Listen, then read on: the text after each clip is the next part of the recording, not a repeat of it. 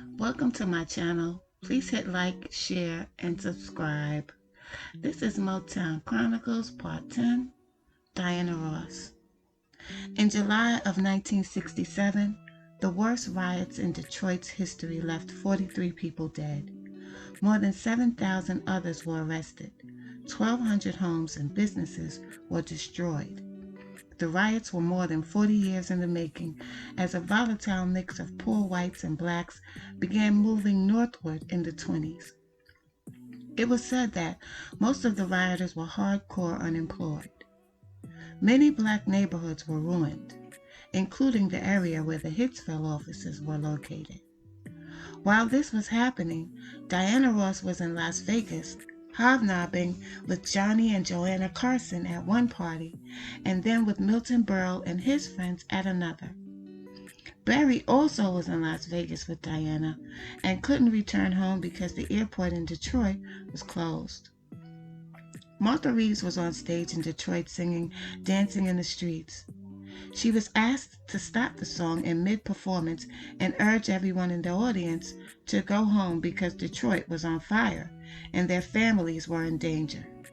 Marvin Gaye's duet partner, Tammy Terrell, reported that the home across the street from hers was burned to the ground. Perhaps out of respect for the Gordy empire, now worth $30 million, the rioters left his buildings unharmed. Gordy had sent all of his employees home and had hired security guards to watch the premises, but there were no problems.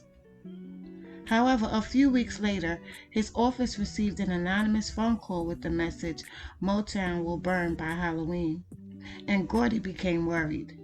Detroit was no longer the place to be, but where else could he go?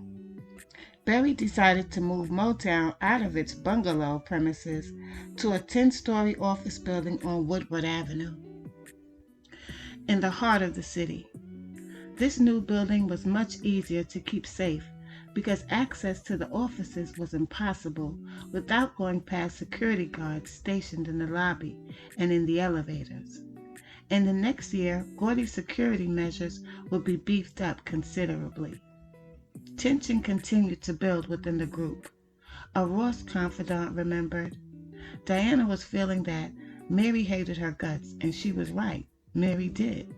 Especially when Melvin Franklin of the Temptations sent Mary a telegram at the St. Moritz Hotel in New York saying, 'Stick by Florence. It may happen to you. Think about it.' The more Mary thought about it, the angrier she got. Diana used to tell her, 'You'd better let it all out, Mary, because if you don't, it'll hurt you.' As it turned out, all of this anger was hurting not only Mary, but the whole group. Diana wanted out. The Supremes had served their purpose. When the media asked Diana why her name was being featured in the billing, she replied with a poker face. Now all of that was done through the offices at Motown. They met with Mary and Florence because contractually it's easier, and for money reasons and purposes, you can sell and get a bigger price for a lead singer and a group, like Smokey and the Miracles and many other groups in the country. But I was really not aware of this change until Florence left the group. They had talked about it before with Mary and Florence, but it had never come to my attention because I was working hard and doing a lot of sessions alone. I even took my vacation to do a whole Christmas album while the other girls were on vacation. Rumors of mafia intervention in Motown business were running rampant. Recalled a former Motown executive who was still nervous about discussing this question. The word was that Barry had merged with outside businessmen and had received a huge amount of money from them. Most people at the company believed that Barry was being maintained as a frontman in the organization so that it would still be respectable. This way, outside influences could pull money from Motown's profits without drawing attention to the matter. Money made through illegal gambling operations could also be filtered through Motown. There were many new white executives at the label, and everyone was intimidated by them. None of the artists knew these guys, and all of these men were in decision-making positions. If any of this is true, it surely must have been a problematic situation, because Berry was used to running his company his way, and supposedly now there were others he had to answer to. As the story went, the chief man responsible for Motown was Michael Roshkind, a hard-nosed but brilliant New Yorker in his late 30s who had the title of corporate vice president. Roshkind was said to have worked for John F. Kennedy and Adlai Stevenson in public relations. One reporter described Roshkind this way: heavy-set with thick hands and the kind of tired, jolly face that makes you want to splash cold water on it. Roshkind gives the impression of a man who has learned the ropes in a cutthroat business. A former publicist for Motown said, "I know this for a fact about Roshkind. He didn't ask, he told. Mike Roshkind would tell him what to do, saying, 'This is what I want you to do.' I've been called everything from the real boss at Motown to the mafia's representative," Roshkind once said in an interview. "But this is Berry's company.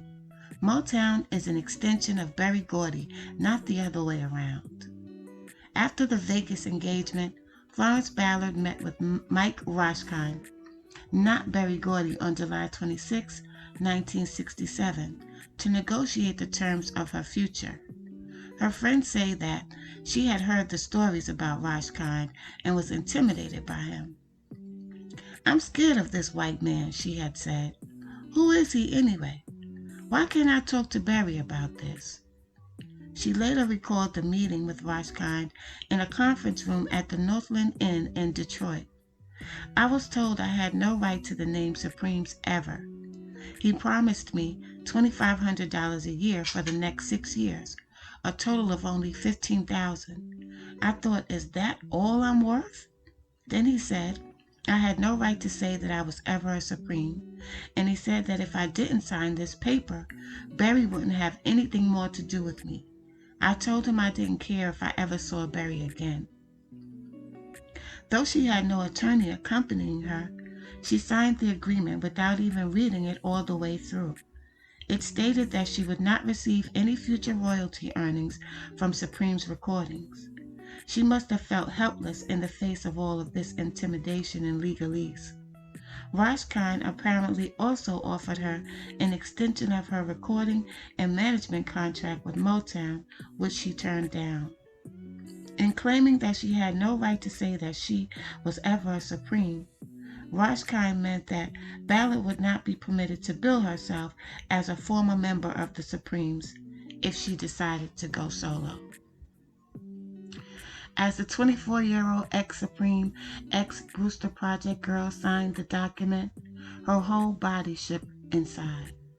Memories of all she had achieved and all she was now losing must have flooded her senses. Choked with resentment, she took a deep breath and stood up proudly. With her eyes spilling over in tears, she studied the stranger on the other side of the table. To her, he seemed contemptible. She smiled bitterly at him.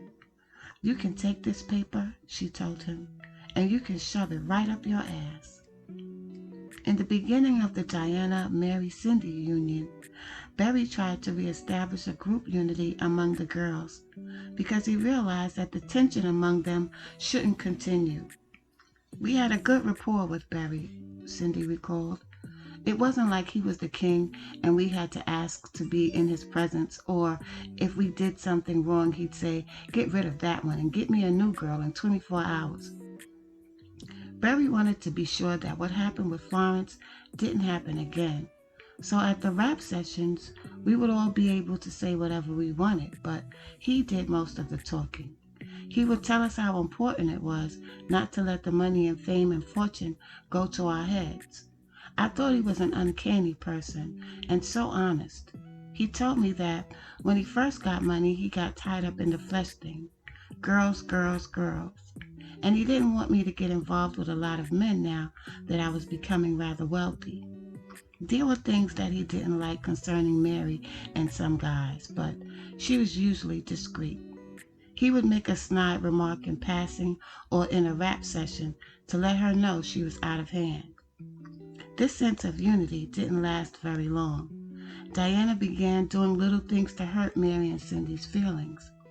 For instance, at the end of performances on television, she would often throw her arms dramatically into the air with her head ecstatically tilted back. Actually, she was positioning her head so that she could see the television monitors that were suspended above her in the studio. By looking at the monitor, she could see where Mary and Cindy were standing behind her and then maneuver her arms so that her hands would be directly in front of their faces. It took me a long time to catch on to this, Cindy admitted, because I was like a little girl off the farm, so naive. It was done very subtly, at first. I couldn't believe it was intentional, so I started maneuvering around thinking, well, she must not know that her hand is in front of my face. But as I moved to the left, her hand moved to the left. As I moved to the right, her hand moved to the right. She knew all the time. In concert, after one of the bigger numbers, Mary and Cindy would take short curtsies while Diana took long swooping bows at Berry's direction. The new name seemed to warrant an entirely new look for the group. Chiffons were replaced by more sequins and beads. Hairstyles became even more flamboyant. Diana Ross and the Supremes look was fashioned in a Broadway musical show style, pure glitz. Diana's look in particular had also changed dramatically in just a year. She had taken what she had learned in artist development courses to a new level of sophistication, on and off stage. Where many of her critics once felt that she looked like a youngster wearing grown-up wigs and makeup, now there was no doubt that she was a mature, sophisticated woman. Moreover, there was also a marked difference in Diana's stage attitude. In the beginning, she was anxious, almost desperate to please her audiences. She performed with a bubbly, energetic enthusiasm that shouted, "Love me, love me." Indeed, she was always in control, yet she still acted as if she had something to prove every time she walked out onto a stage. But those days of proving herself were behind her. Now she was much more experienced and self-confident.